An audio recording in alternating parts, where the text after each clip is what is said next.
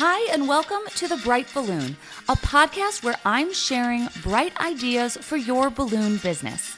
My name is Sarah Meyer, and I'm a balloon business owner like you, and I love the creative side of what I do, but I really love the business side, which seems to be the part where most people struggle. So I'm here to help. Each week, I'm bringing you an episode full of bite-sized tips you can use to make improvements in your business. I want you to make more money, eliminate stress, and learn along with me as we grow our creative businesses together. Welcome to The Bright Balloon, presented by 17 Hats. Hello and welcome to this episode. Today is going to be a solo episode, and I am going to present you all with a 24-hour sale challenge. So the goal of this episode is when you listen that you will book a sale within the next 24 hours. So I've never done anything like this before, but I'm excited to hear your results. And the reason why the timing of this episode is what it is because June for me was crazy. So busy that it wasn't even fun. I overdid it a little bit. July is always the month where things slow down a bit. Not totally, it's not like crickets, but it starts feeling like, oh yeah, I actually have some free days. I have a weekend where I only have a couple jobs. And I think it's a good time to remember that kind of what you do the month or two before impacts where you are currently. So like in June, I wasn't trying to make any sales because I was just trying to stay alive. Like I had so many jobs. The last thing I had time for was trying to make sales. But the thing is, those sales would have been for July and August. So now here we are. Maybe you're really busy, maybe you are not. Either way, this is going to be an episode about what you can actually do to generate a sale within the next day. So I'm going to walk you through my top strategies, things that tend to work for me that also aren't a ton of work. I think they're just things we kind of forget about or we just don't take the time to do. Like I said, especially during those busy times. So this is an episode that maybe isn't going to be super relevant right now, depending on your schedule, but it's definitely something that I know I'm going to remind myself of when we get to November or January, February, some of those really slow months where it just feels like my inbox is dead and I have nothing going on. So we are going to take a break. We'll head over to the UGlue hotline and then we'll get into this episode. Welcome to the UGlue hotline, where we discuss great advice that sticks. Brought to you by ProTapes. If you have a question or some great advice to share, click the link in the show notes to call in and leave a voicemail. Hey guys, my name is Jasmine Rivera, and I'm from the Balloon River in Metro New York, and I'm calling in with a small tip regarding UGlue dashes and foils. Sometimes they don't stick and adhere well, so I always keep alcohol pads in my kit and a quick little dab or wipe on a Mylar and stick the adhesive. It does just the trick. I hope it helps. Have a good one. ProTapes is a leading manufacturer of specialty tape products like ProGaff, ProArtist Tape, and our favorite balloon tape, UGlue, which helps you create amazing balloon arrangements and decorations in less time. You can save 5% on UGlue when you buy directly from Having a Party using the code BRIGHT at checkout. And to help promote our brand new UGlue hotline, I am giving the first 10 callers any free download of their choice from the Bright Balloon shop. That includes all templates, courses, or resources. So click the link in the show notes to call in and leave your question for the UGlue hotline. All right, let's get into it. So 24 hours, let's make a sale. The first place that I like to look is in my inbox. Most of the time, there is a sale waiting for me in my inbox.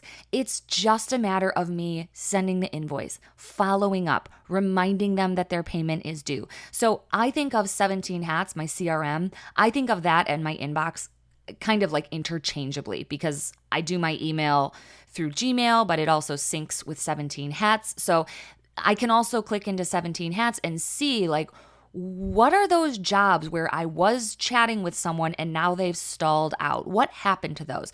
So basically, the first tip is follow up and look for your already in progress jobs and conversations. You would be so surprised how many of those just slip through the cracks because you forget to return their call. They're not motivated enough to call you back. They go on vacation, you go on vacation, and then all of a sudden it's too late. So the first place I always look to try to make a sale is in my inbox. Find those conversations that have already started, they fizzled out, or they needed more information, or you were supposed to send a quote. Check those first. Those people are already primed and waiting to give you money. You just have to finalize their order. All right, number 2. Check your calendar last year and see what you were working on.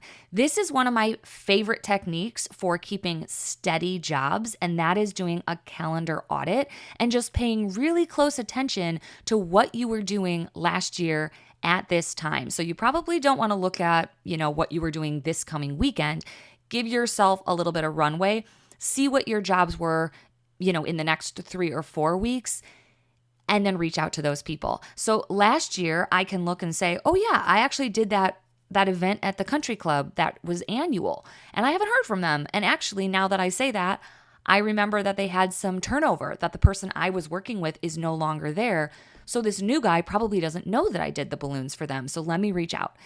That is another really, really easy way to make a sale. You're basically just telling someone to reorder what they ordered last year. So I keep track of all of my jobs. Multiple places, definitely in my CRM, I have paper copies some of the time of invoices. I'm not super good at keeping those. But for me, the easiest strategy is to literally just click back on my Google Calendar, my everything calendar. It shows what my family is doing. It shows what I'm doing. It shows our appointments. And I just look through that and I remind myself of the jobs that I want to get again. So look back to what you were doing last year at this time and see if there are any jobs that you're not currently rebooked for, and reach out to those contacts. All right. So first you're going to look at your inbox, then you're going to look and see what you were doing last year. And then the third tip, kind of along these same lines, I have this one written in my notes as dig for pumpkins. Okay, welcome back to the Pumpkin Plan, everyone. If you're not familiar, the Pumpkin Plan is a book that I read. It was one of the first books we did in the book club, and I absolutely loved it. It changed my business. It changed my life. It is my number 1 recommended book by Mike Michalowicz.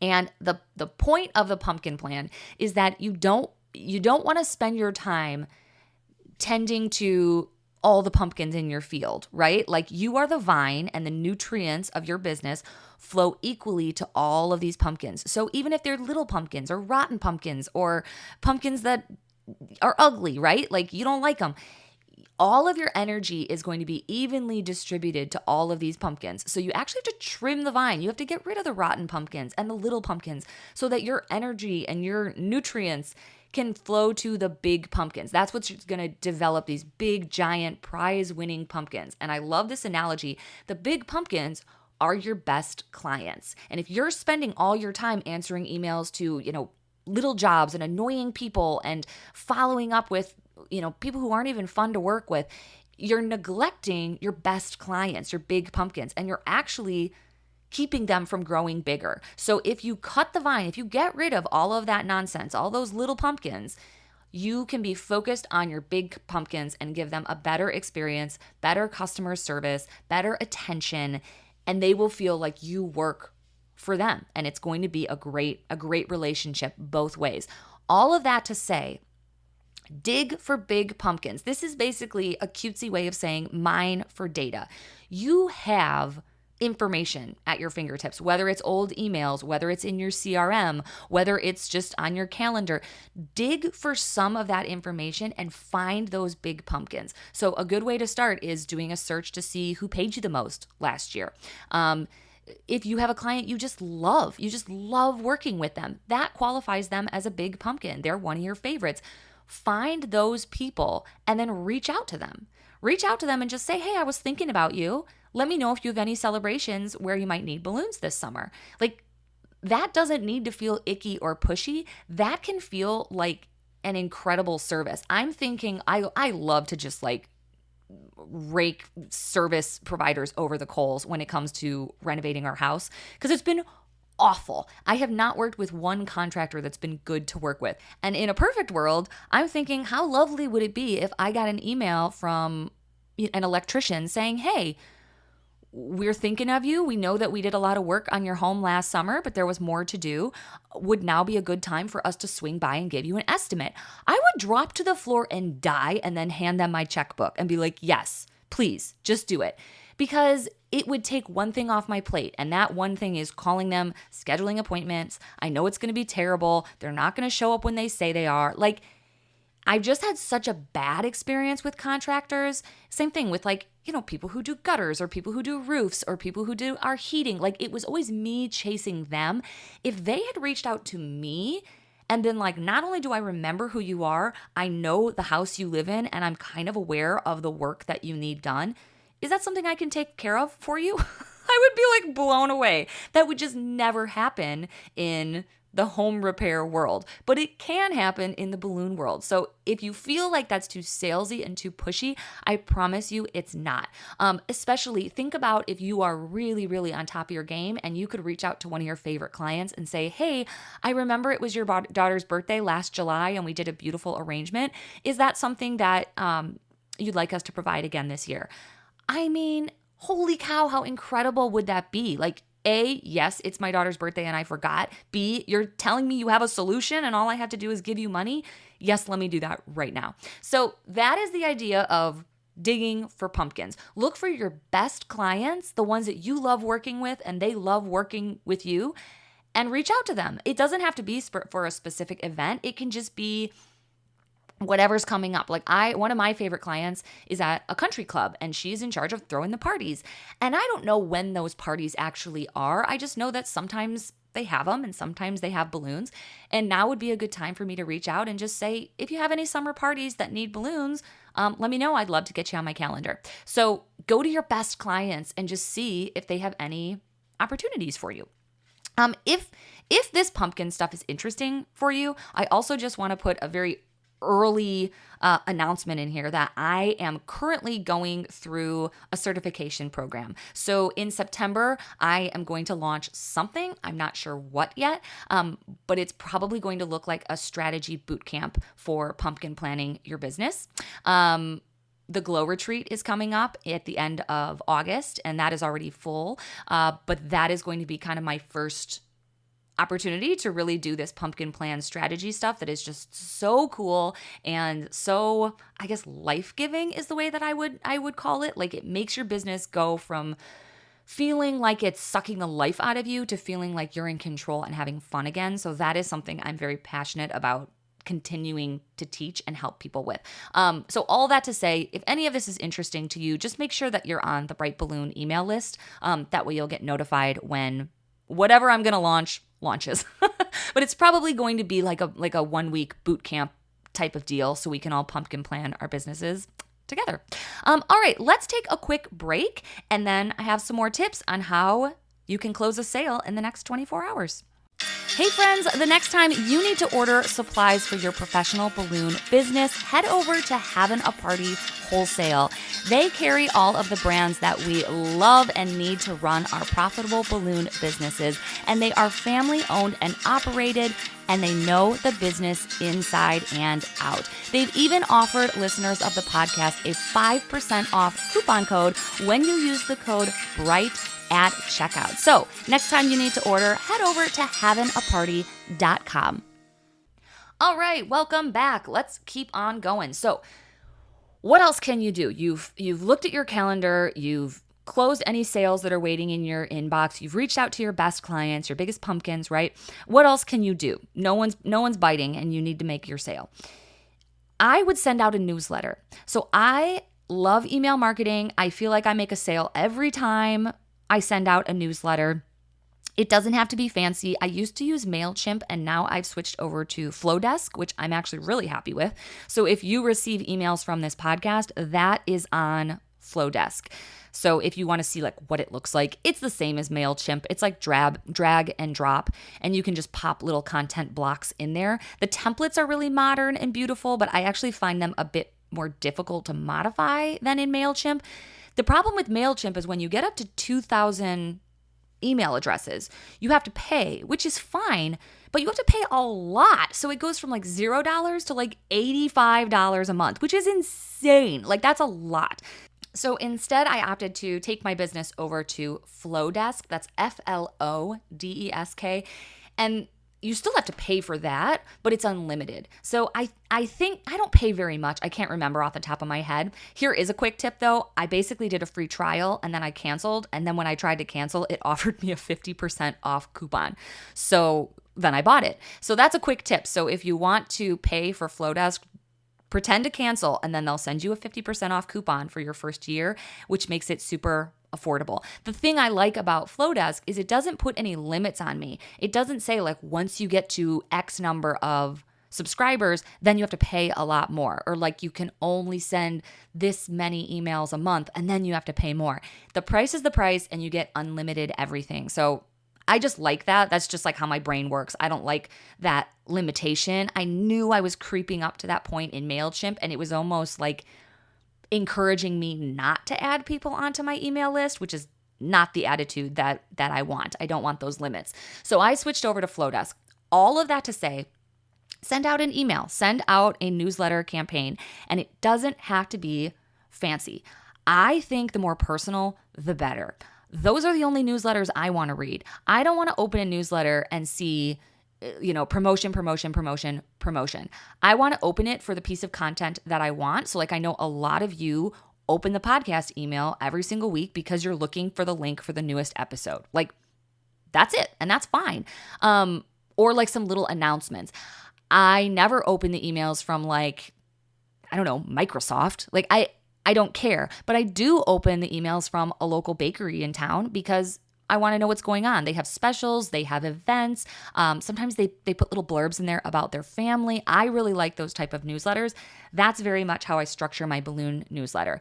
And I try to get one out a month at least.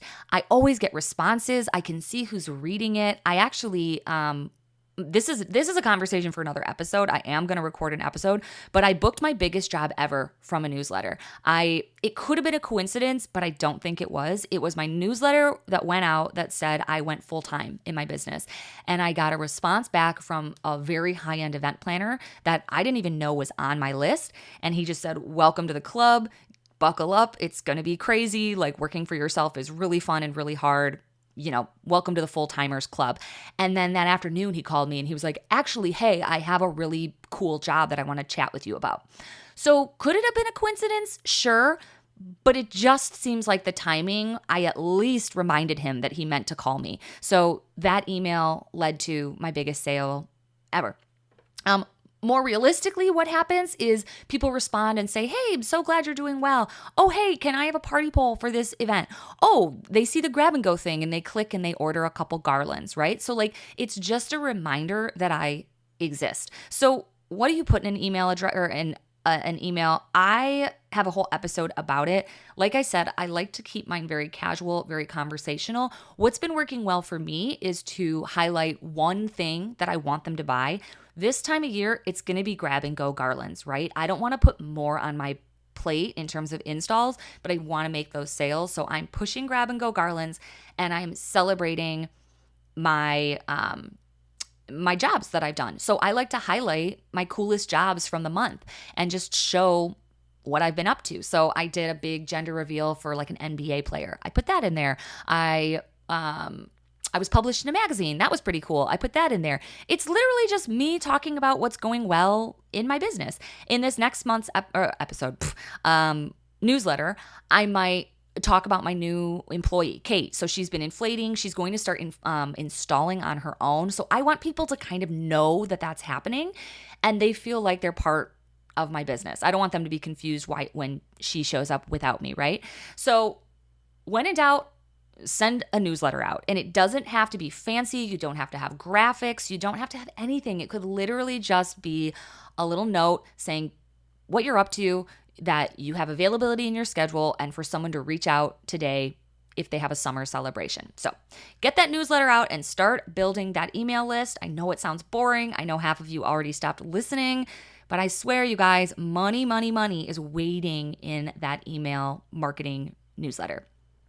All right, next up, this one is where I think it gets scarier, and that is to cold email or DM people on Instagram. So we had a really great episode with Rachel. That was episode 137, and it's all about cold emailing.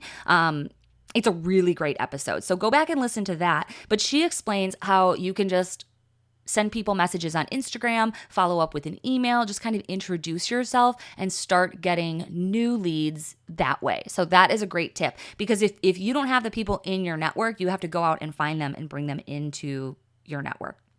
And finally, post on social. That was a really easy one. So post what you want to sell on Instagram, on Facebook. Make it really easy for people to buy. So Instagram, I personally think, is harder to sell because there's no embedded links. Facebook, you can post and you can put the link right there of where they can click to order, to reach out for information. But always remember, you want to be posting the stuff that you actually want them to buy. Don't post the most amazing thing that you never want to make again. Honestly, I'm in kind of a hard spot right now because that big job that I just mentioned, I did it last week. It was incredible.